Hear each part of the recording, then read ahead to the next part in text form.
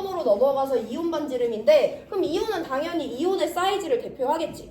원자든 이온이든 어떤 입자의 크기는 결국엔 이 두 가지에 의해서 결정되게 돼 있어요. 다른 것도 영향이 있지만 그래서 우리 이 두 가지를 이용해서 볼 건데 얘는 성취 기준 두 가지가 조금 헷갈릴 수 있기 때문에 그걸 먼저 구별하셔야 되는데 일단 첫 번째는 원자 반지름과 이온 반지름을 비교해야 돼.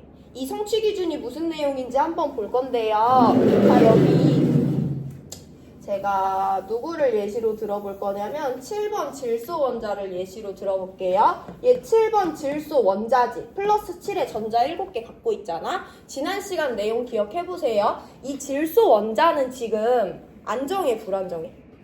불안정하지. 첫 번째 꽉 찼는데 두 번째 안 찼잖아. 그럼 얘는 안정해지기 위해서 전자 5개를 버려 아니면 3개를 얻어와. 3개를 얻어오죠. 해서 질소 원자는요. 원자 상태일 때 불안정하기 때문에 그걸 변화하기 위한 반응성을 보이고요. 자기가 전자를 얻어올 수 있으면 전자 3개를 얻어와서 질소 3-라는 이온이 되려는 반응성이 있어요. 자, 그럼 우리의 지금 이온 반지름의 첫 번째 성취 기준은 질소 원자와 질소 이온의 크기를 비교하라는 거야. 얘는 질소 원자죠? 얘는 질소 이온이죠? 얘네들의 사이즈를 비교하는 게 첫 번째 성취 기준입니다. 내가 방금 말했잖아. 어쨌든 입자의 사이즈를 비교할 건데 입자의 사이즈에는 누구랑 누가 영향을 준대? 전자 껍질수랑 유효액전화가 영향을 준다는 거야. 그럼 잘 생각해봐 얘들아. 질소 원자랑 질소 이온은 전자 껍질수가 어때? 똑같아. 그럼 우리 누구만 고려하면 돼? 유효액전화만 고려하면 되죠? 자, 여기는 플러스 7이 전자 7개 당겨요. 여기는 플러스 7이 전자 몇 개 당겨야 돼? 10개 당겨야 되잖아. 그럼 마지막 껍질에 있는 전자들이 배당받는 유효액전화는 어디서 더 커? 얘네들은 7개가 플러스 7을 나눠 먹어. 얘네는 10개가 플러스 7을 나눠 먹어. 어디가 더 많이 받아? 위에 있는 애들이 유효액전화가 더 세죠? 그럼 사이즈 어디가 더 작아야 돼? 위에 있는 애가 더 작아야 되잖아. 해서 질소 원자보다 질소 이온의 사이즈가 작다라는 거 설명하시는 것이 우리 이온 반지름에서 지금 첫 번째 성취 기준입니다. 이게 어려우면 어떻게 이해하면 되냐면 어쨌든 전자 껍질수 똑같은데 얘는 두 번째 껍질에 전자 5개 있지. 얘는 두 번째 껍질에 전자 8개 있지. 전자 다 음의 전하잖아. 걔네끼리는 무슨 힘이 작용해? 반발력이 작용하죠. 그럼 여긴 5개끼리가 서로를 밀어내고 여긴 8개끼리가 서로를 밀어내잖아. 어디가 더 반발력이 심하겠어? 밑에가 더 심해. 밀어낸다는 건 거리가 멀어지는 거죠. 그래서 반발력을 이용해서도 얘보다 얘가 크다는 거 설명하실 수 있으면 됩니다. 몇 가지 예시 더 들어볼 건데 9번 플루오린 원자가 있어요. 얘 원자일 때 안정해, 불안정해? 불안정해. 두 번째 껍질이 아직 7개밖에 안 됐어요. 해서 얘는 자기가 전자를 받을 수만 있다면 몇 개를 받아서? 한 개를 받아서 두 번째 껍질을 가득 채우려는 반응성을 보입니다. 근데 마침 누가 F한테 전자를 줄 수 있대. 그래서 F가 F-이온이 됐다고 해봐. 그러면 F 원자랑 F 이온이 됐네. 얘네들의 사이즈를 비교하는 것이 우리가 지금 계속 보고 있는 첫 번째 성취 기준이죠. 얘네들 사이즈 비교할 건데 입자 사이즈는 어쨌든 전자 껍질수와 유효 핵전하다. 얘네들 전자 껍질수 어때? 똑같이 2개지. 그럼 유효 핵전화만 비교하면 되죠. 플러스 9가 9개 당긴데 플러스 9가 10개 당긴데 어디가 더 배당받는 유효 핵전화가 세? 위에 게 더 세죠. 그럼 어디가 더 크기가 작아? 얘가 더 작죠? 아니면 방금 전에 설명했듯이 두 번째 껍질의 7개 사이의 반발력보다 두 번째 껍질의 8개 사이의 반발력이 더 크기 때문에 얘보다 얘의 사이즈가 크다라고 설명하시면 돼요. 자, 우리 그럼 조금 다른 종류의 예시를 들어볼 건데 이번에는 왼쪽으로 가볼게요. 여기 3번 리튬 원자 있어요. 3번 리튬 원자는 원자일 때 안정해, 불안정해?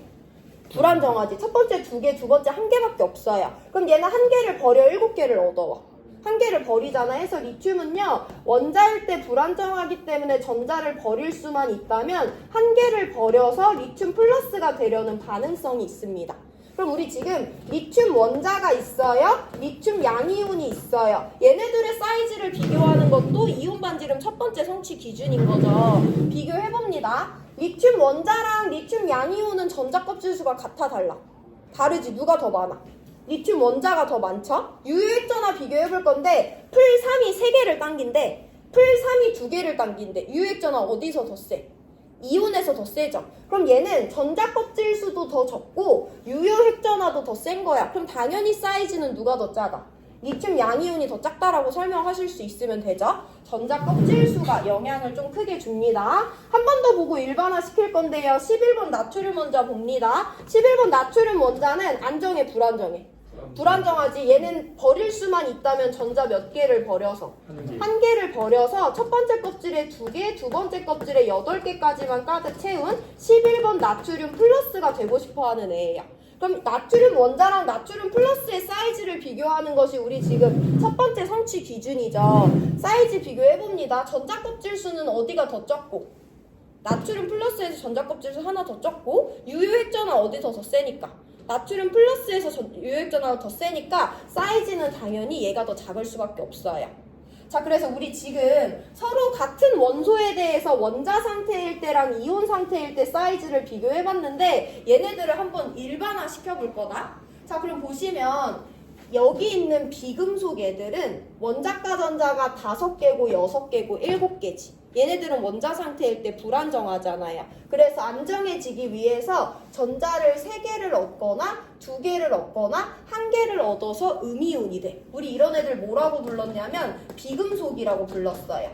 자, 그럼 비금속이 원자가 이온이 될 때 어떤 공통점이 나타나는지 한번 볼 건데 원자가 이온이 될 때 내가 갖고 있는 마지막 전자 껍질은 5개, 6개, 7개였어. 그래서 전자 3개, 2개, 1개 없잖아. 그때 전자 껍질 수 변해, 안 변해?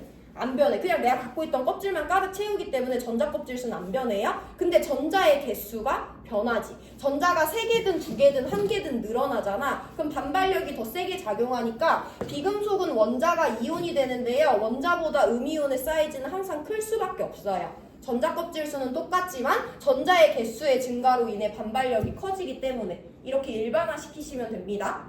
자, 우리 그럼 아까 봤던 금속도 한번 볼 건데요. 금속이 원자가 이온이 되는 과정에 대해서 한번 이해를 해볼 건데 금속은요. 원자 상태일 때 마지막 껍질에 1개 또는 2개 또는 3개의 원자가 전자를 가지죠. 그럼 얘네들은 그 1개, 2개, 3개를 어떻게 해? 버려버리잖아. 그럼 원자가 이온이 될 때 전자 껍질 수가 감소하네? 그럼 사이즈가 어떻게 되겠어? 작아질 거 아니야. 그래서 금속은 항상 원자보다 양이온의 사이즈가 작을 수밖에 없다라고 일반화 시켜주시면 되는 거예요. 이게 첫 번째 성취 기준에서 결과적으로 설명하실 수 있어야 되는 겁니다.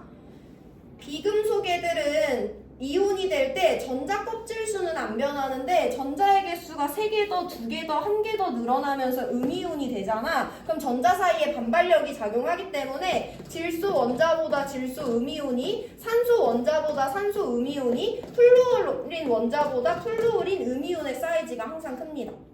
금속은요, 원자가 이온이 될 때 전자 껍질 수를 하나 버려버리기 때문에 항상 나트륨 원자보다 나트륨 플러스가 마그네슘 원자보다 마그네슘 2 플러스가 사이즈가 항상 작아요. 이렇게 일반화 시키시면 돼요. 그럼 이 일반화 시킨 내용을 수식으로도 표현할 수 있는데 어쨌든 우린 지금 원자 반지름과 이온 반지름의 상대적인 사이즈를 비교를 했잖아. 그럼 원자 반지름분의 이온 반지름이라는 복합값을 봤을 때 금속은요, 원자 반지름이 이온 반지름보다 항상 크니까 이 값이 항상 1보다 작겠지. 비금속은요, 원자 반지름보다 이온 반지름이 항상 크니까 이 값이 항상 1보다 크겠죠. 해서 문제에서 원자 반지름과 이온 반지름의 상대값을 비교해주거나 뭐 이온 반지름분의 원자 반지름이 나오는 등의 자료가 주어지면 항상 그 문제에서 키워드는 걔가 금속인지 비금속인지만 구별해주시면 돼요. 이게 첫 번째 성취 기준입니다. 비금속과 금속이 각각 원자가 이온이 될 때 사이즈가 증가하는지 감소하는지 설명해 주시면 되고, 자, 두 번째 우리 등전자 이온에 대해서 볼 건데 쟤는 매우 쉽고 간단해요. 그래서 등전자 이온이 뭔지를 먼저 비교를 해볼 건데, 자, 여기 7번 질소 원자가 있었어. 얘는 원자일 때 불안정하기 때문에 전자를 얻을 수만 있다면 3개를 얻어서 두 번째 껍질까지 가득 채워요. 그래서 7번 질소 3- 된다고 했지. 여기 산소 원자 있어요. 산소 원자 원자일 때 불안정하기 때문에 전자를 얻을 수만 있다면 2개를 얻어서 전자 껍질 두 번째 껍질까지 가득 채워요. 그래서 8번 산소 2- 됩니다. 여기 9번 플루오린 원자 있어요. 얘는 원자 상태일 때 불안정하기 때문에 전자를 얻을 수만 있으면 1개를 얻어서 두 번째 껍질 8개 가득 채워서 F- 라는 이온이 됩니다. 그러고 보면 얘랑 얘는 공통점이 하나 있어. 뭐가 똑같아? 전자 수가 똑같지. 셋 다 첫 번째 껍질에 전자 2개, 두 번째 껍질에 전자 8개 있어요. 전자 수도 똑같고 전자가 들어있는 껍질 번호도 다 똑같잖아. 우리 이런 걸 뭐라고 부르냐면 전자 배치가 같다고 설명해요. 이렇게 전자 배치가 같은 사이에 있는 이온들을 우리가 무슨 관계에 있다고 설명하냐면 등전자 이온 관계에 있다고 설명해요. 일단 등전자 이온은 그렇게 간단하게 봐주시면 됩니다. 이온이 됐을 때 전자 배치가 똑같은 애들이야.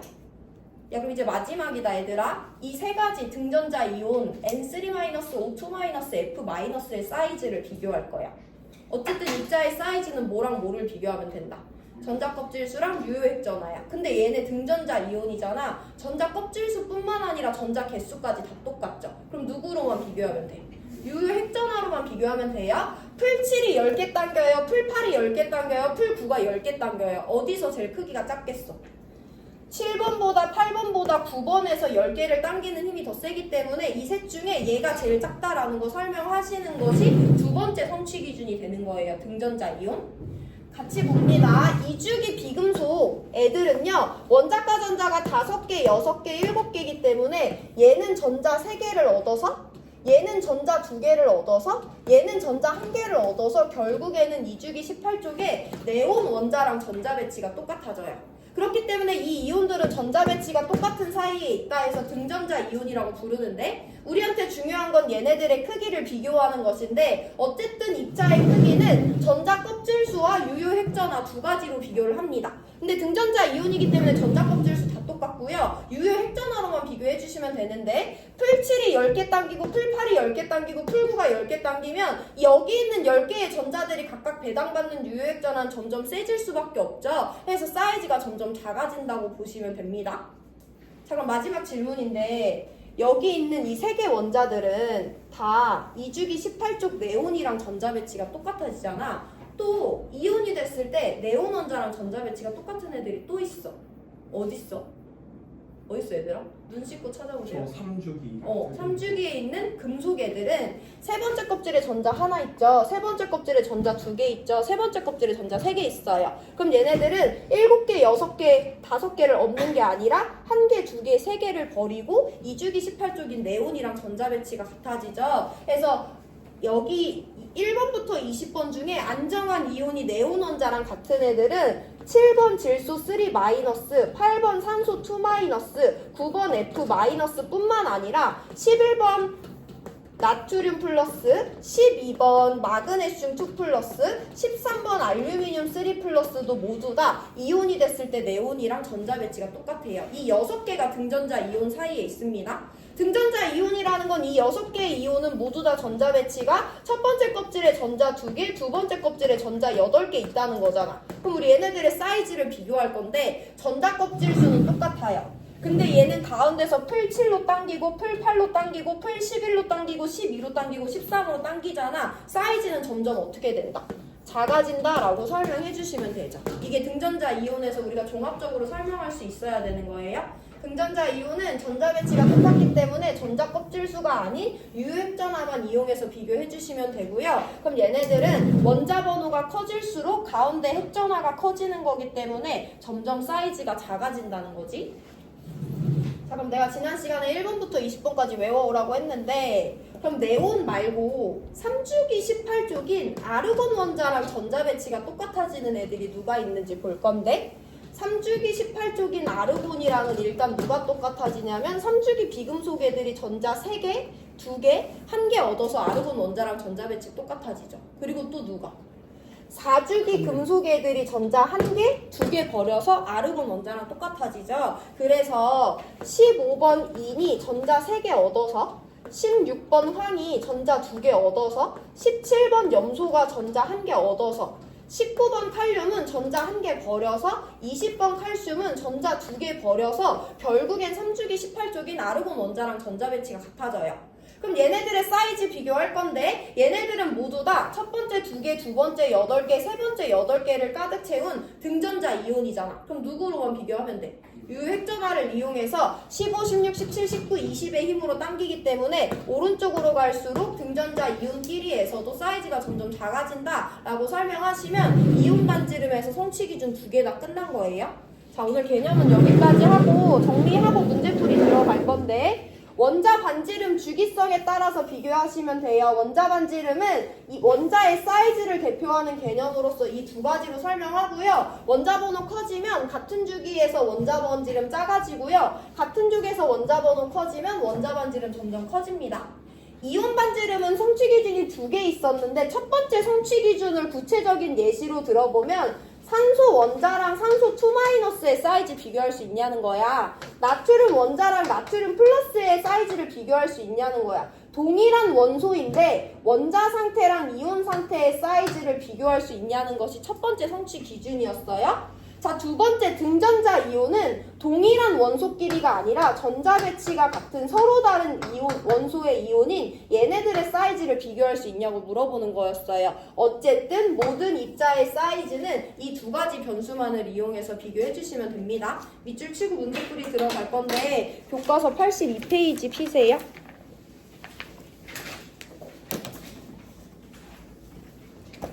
우리 지금 배운 이온 반지름 밑줄 마저 칩니다. 금속 원자가 양이온이 될 때는 가장 바깥 전자 껍질의 전자를 모두 잃어 전자 껍질 수가 적어지므로 양이온의 반지름은 항상 금속의 원자 반지름보다 작다. 그러나 비금속 원자는 음이온이 되는데 그때 전자 껍질 수는 일정하지만 가장 바깥 전자 껍질의 전자 수가 많아지기 때문에 전자 사이의 반발력이 커지므로 음이온의 반지름은 항상 원자 반지름보다 크다. 또 밑에 밑줄 같은 주기에서 원자 번호가 커질수록 등전자 이온에서 양이온이나 음이온의 반지름은 작아지는데 이는 원자 반지름에서와 같은 이유로 유효액 전하가 점점 커지기 때문이다 라고 되어 있어요. 일단 오늘 문제 1번, 2번, 7번 풀고 끝낼 거라서 첫 장만 먼저 나눠드릴게요. 넘겨라. 너네 여기서 받아 얘들아. 15분 남았는데 3문제 풀 수 있어요? 15분 남았으면 5문제도 풀 수 있어요. 1도 모르겠네. 승리의 복습 좀 해야겠어요. 미쳤나봐. 패드가 없잖아. 이런. 아이고, 이런. 근데 너무 그니까. 진짜 필요해.